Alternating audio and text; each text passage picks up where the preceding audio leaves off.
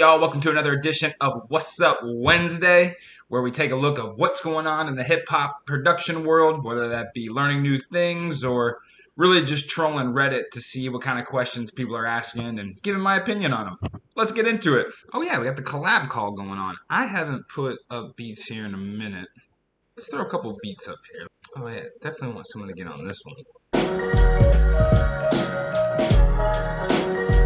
What else? Oh yeah, this one. People like this one, right? What's the BPM on this one? I always like to put the BPM of the beats on there. Rappers like to see that. I think it helps when they're recording. Oh yeah, this one. I try to give them a little sales pitch. I gotta give people a reason to get down with it. So, all right, so here's my little intro, and then I usually post 3 beats, give people a little variety to choose from. Elegant samples with drums that slap. I've worked with many artists in the past. I'm quick to respond and will make any custom changes you need. Oh, I don't know how to write. Make any custom changes you need. Send me a personal message or email at greekindian@gmail.com and I'll send over the files. Kill it. Whenever I put them on YouTube, I always like give a little description of what the beat is, and so I just use that description, here as well. I've definitely found artists on here. I've definitely found a couple of people that made some pretty cool songs to it. Most of the time, you're just dealing with amateur artists, so don't expect to make some hit. But hey, this is what it's all about. I'm not gonna sit here and make beats all day and have nobody rap over them. Let's get it.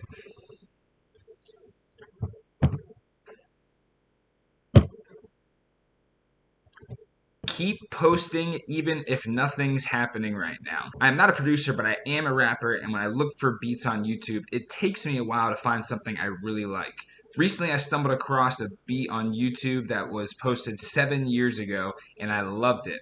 I bought the beat today, and I thought my little story might inspire some producers. Yeah, this is great. Always keep posting stuff. You never know when or where someone's going to find your beats. The reason I like YouTube better than SoundCloud or anywhere else is one time when I really started getting into trying to get my beats out there, I just messaged 20 or 30 just random rappers. I was like, hey, where do you go to find beats? And I actually posted a comment here in Reddit too. About 90% of them said YouTube. I think it's really good, especially if you're a producer trying to find an artist. Not only should you go to artists to, be like, hey, here's my beats, but sometimes when you go to artists just to ask for their advice, that helps build the relationship between you and them and helps open up a world to you. Artists are cool, just like producers. I've had artists sometimes be like, hey, I know somebody that would like your stuff. Let me go ahead and, refer them over to you. So I think getting the perspective of rappers will really help kind of open your mind on how to get your music out there and how to, start building relationships. The Cypher, here we go. All right, let's see if we got anybody that's... Man, where are all the rappers at? This is just a weekly thing. I'm going to get in the Cypher one day, and I'm going to lay down the slaps. Yo guys, got my start here on making hip hop, and 3 years later I've gotten interviewed by Paper Magazine, and today just got a glowing review from the biggest paper in my state. Keep working hard, good things happen. I love success stories, I love the positivity, let's go. What are the best natural sounding VST instruments? I'm a music producer, mostly I do beats, but sometimes I can make some EDM and other types of music. I have Omnisphere and Expand 2 as my 2 main VST instruments. Can someone tell me why Omni is so bad? There are only a dozen sounds that sound quite nice. Expand 2 is awesome for 15 bucks. Damn, I gotta look into Expand 2. Even though I mostly do samples, I would definitely like to have some VSTs for some sounds. 15 bucks is my kind of price range. Spitfire has a free plugin, the BBC Symphony, that has strings, brass, and other sounds. Oh yeah, give me that orchestra. In my opinion, even if you're against it, Contact really is the best option if you're looking for organic sounds. How much is Contact? 200 bucks. All right, I'll keep sampling. Contact Player itself costs nothing, and some of the best sample libraries I've come across are been from googling around for free libraries. But to each their own, I guess. Interesting. Yeah, I think one thing when it comes down to people looking for these VSTs, I think a lot of people get really into like Omnisphere or whatever. I have never used Omnisphere, so I don't know. But I think a lot of people get into Omnisphere because they have a lot of good presets. Obviously, that's the value in buying something so expensive. It's like you take it out of the box and it's like it's already sounds nice and ready to go. This is what I think. But whether it's sampling or whether it's trying to find good free VSTs, like whatever you don't spend in money to get, you got to spend that time finding something that is good or creating it. There's going to be a cost either way. Either it's money or your time. So what do you want to spend? Just curious. I'm not sure if anyone watches the Internet Money Cook-Ups on Twitch, but they always cut off their browser to hide the drum kits and whatnot. It's kind of counterproductive because they don't care about showing the sounds that they actually use while making the beat. And I'm sure someone is going to know where the samples they use came from by the name of it. It's just something I thought of randomly. Just curious if anyone else noticed that. Yeah, I'm not really sure why producers still like try to hide the drums and sounds and stuff they're using as if some other producer got a hold of these, they'd be able to make something just as good. I mean, at the end of the day, like you can have all the tools that you need, but what can you build with it? That really comes down to skill. I personally don't care if anybody ever asks what kind of drum kit I'm using or whatever. Just ask and I'll tell you. I have nothing to hide. I don't care if someone even makes better beats than me in the future. That's kind of actually the goal. I'm much more focused on just allowing people to create good music out there. It's fun. If people are out there making a lot of dope music, better for me. It's more for me to listen to. Whatever other producers do, I mean, they have, financial reasons behind what they want to do. That's fine. I think it's short-sighted for me. If you want to know something, I'll just give it to you straight because that's what that boy does. Let's go. Is it possible to sell non-exclusive licenses for your beats and have the same beat on a streaming platform? I'm curious if you can legally monetize your beats at different ways at the same time. Can a producer sell non-exclusive licenses for the beats and have the same beats on the streaming platforms like Spotify, for example? And what about the people who are leasing your beats? Are they allowed to put your beats without adding anything to it on a streaming platform? So this is a couple questions in here. One, yeah, it's a non-exclusive license. So yes, you can continue to sell your beat or put it out there because it's non-exclusive. In terms of other people using your beats, buying a non-exclusive and then putting it on a streaming platform and then selling it, or not selling it, but playing it and then getting, streaming money from it. Here's the thing about it. Everybody's worried about the legal issue. What's going on isn't necessarily criminal. If someone posts your beat on a streaming platform and they're making money from it without your consent, you do have an option to go get a lawyer and try to sue them. The issue is if some no-name person is just stealing beats and putting them on a streaming platform, they're not making that much money. It's going to cost you more to hire a lawyer and sue them, and then the money you get back from it is not going to cost you more than what it costs you to pay the lawyer. So it defeats the purpose. A lot of people are really worried about the legal ramifications of getting your music out there. My suggestion is push the envelope as far as you can and then figure it out as you go. You're not going to lose millions of dollars. I promise. What is the number one trick you learned that changed your production skills forever? The concept of headroom, gain control, listening. For me, wouldn't say there's any one thing that made my beats go from poop to amazing. I think the two biggest things I learned though that really cleaned up the sound of my beats were subtractive EQ and gain staging. I've done tutorials. I know I just did a tutorial on gain staging. I think I did one on subtractive EQ, and I'll put a card up in the screen, whichever direction, if you want to check out that. I've used CD Baby on past releases. I want to use DistroKid for future releases. Am I going to run any problems if I get a DistroKid account? I don't want to take down the old releases from CD Baby and re-upload them if possible. Does anyone know how to handle this? I don't see why you can't just leave them up on both platforms. If anybody has ever ran into this issue, please feel free to enlighten me in the comments. I think both of them both CD Baby and DistroKid kind of work on a monthly subscription model. I don't know what happens if you stop paying the monthly subscription, like if your music goes down and you can't stream it anymore. I'd be interested to learn about that. Yeah, as long as it's all paid for, yeah, it's not illegal to use different distributors. Always back to the legal stuff. Guys, you're not going to go to jail for making hip hop.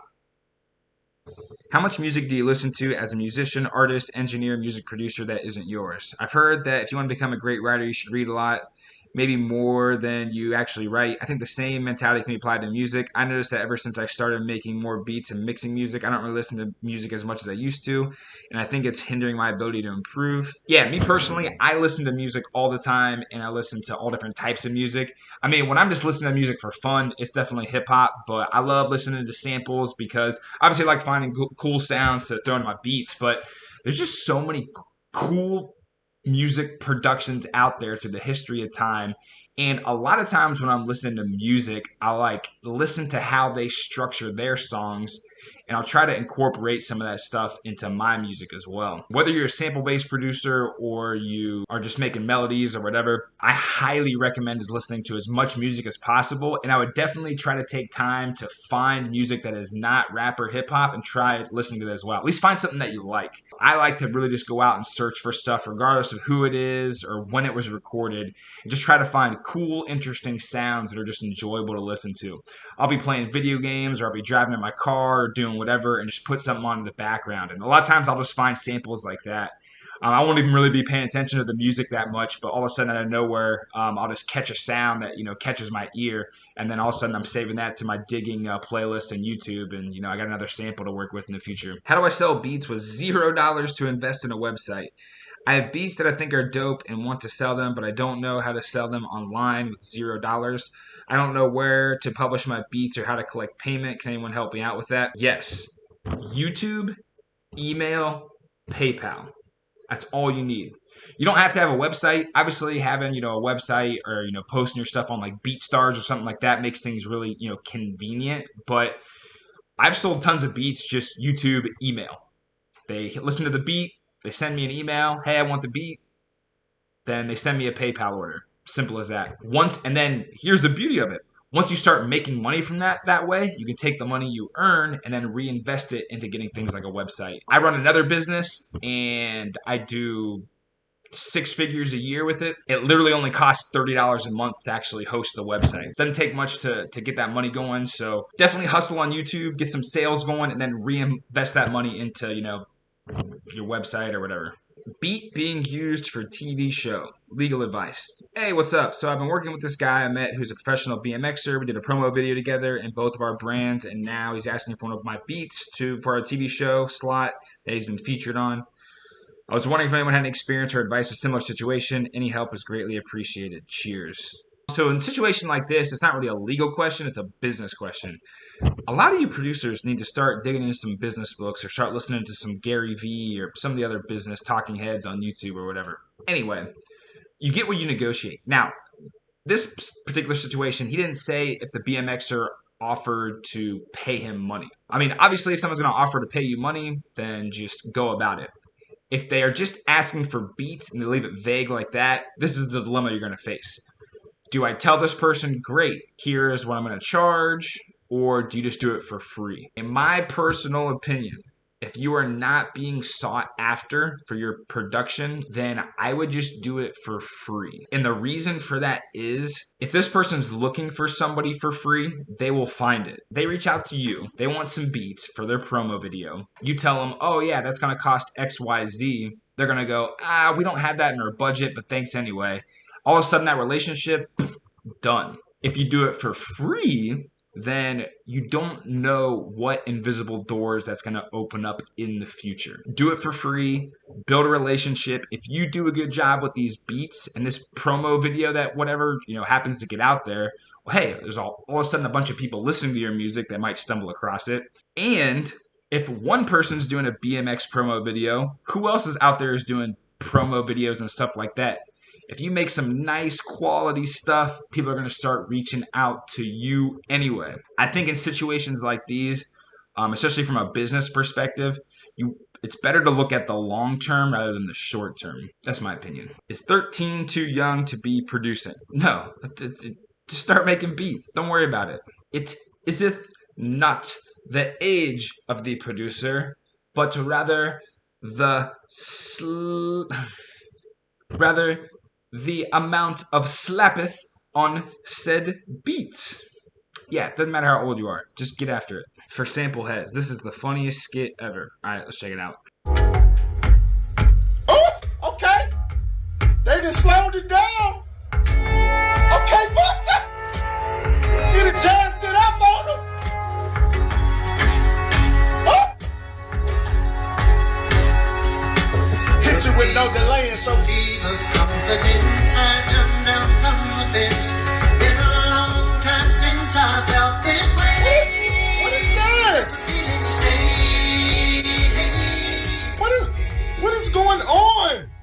pretty funny. Like I said in a previous What's Up Wednesday or one of my other videos, I had no idea how many samples were used in hip hop songs for the longest time. It blows my mind. One thing I also didn't realize too, especially with some of the samples from like the 90s and 2000s, like how much of the sample that they used. Typically, I only try to find like the melody or whatever, or if I'm sampling drums, I'll just use the drums. But a lot of times they'll pitch it and they'll definitely alter and shape the sound of the sample, but it'll almost just be the beat itself, and they'll add a couple different, drums and percussion here or there. That's pretty funny though. Leasing sample beats as internet music producers. What is the legality of releasing beats like the Isley Brothers, OJ's, Frankie Beverly samples, yada yada yada? Who is out here on the street corner telling everybody that if you have a sample in your beat that you're going to jail? Listen, just sample it, make it, deal with the consequences later. The consequences won't be that bad. The only way you're going to suffer consequences is if you have a #1 hit on billboards, and then all of a sudden these companies start coming after you. And at that point, legal issues that come up from possibly getting sued over improperly using a sample are worth the cost of the success you're going to have, not only at the time, but afterwards. People are so worried to take a loss that they can't see the gain that they get out of it as well. It's almost like, hey, I'm going to give you $10, but I'm going to take away $1 from you. People are like, wait, I don't want to lose $1. And they'll completely sacrifice the other $9. There's, come on, guys.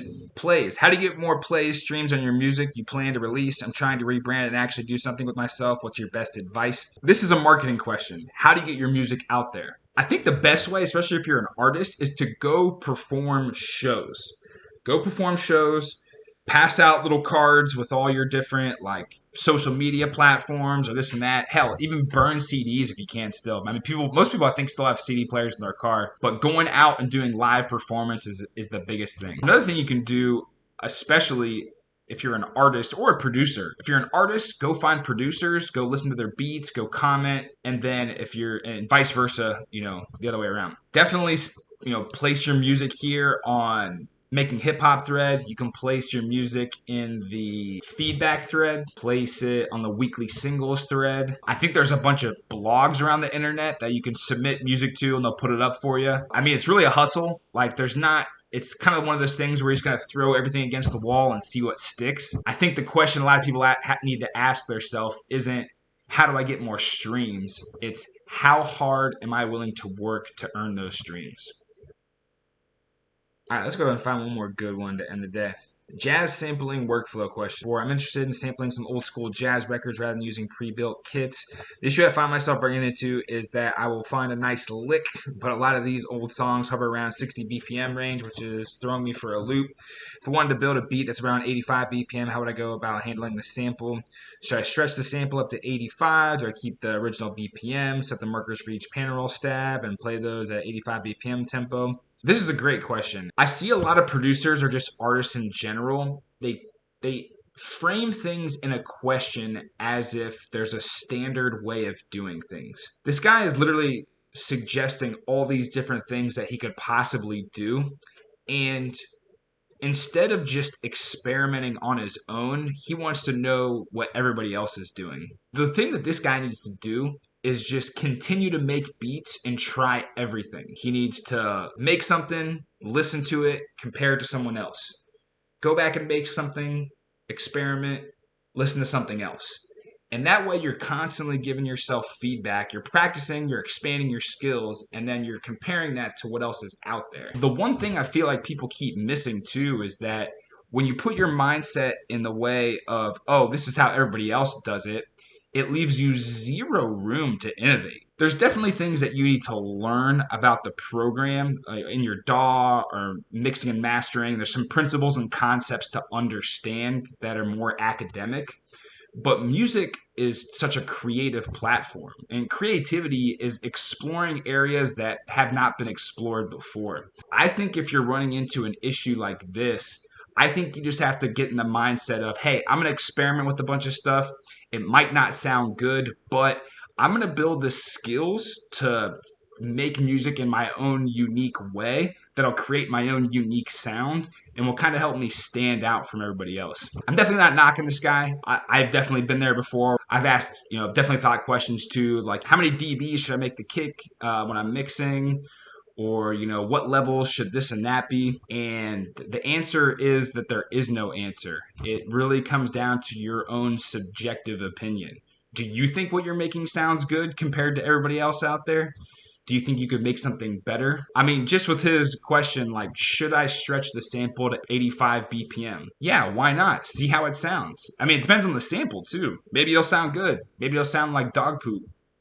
Try it out. My one recommendation from a question like this is experiment. While you should definitely listen to other people's music to get an idea of what you like and what you don't like, don't be afraid to come up with something new. That's when you make the big bucks.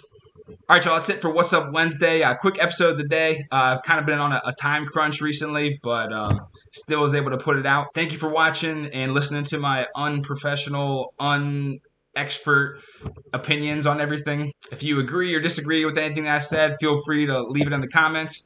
Other than that, make your beats slappithh the hardethth, and have a good one, y'all.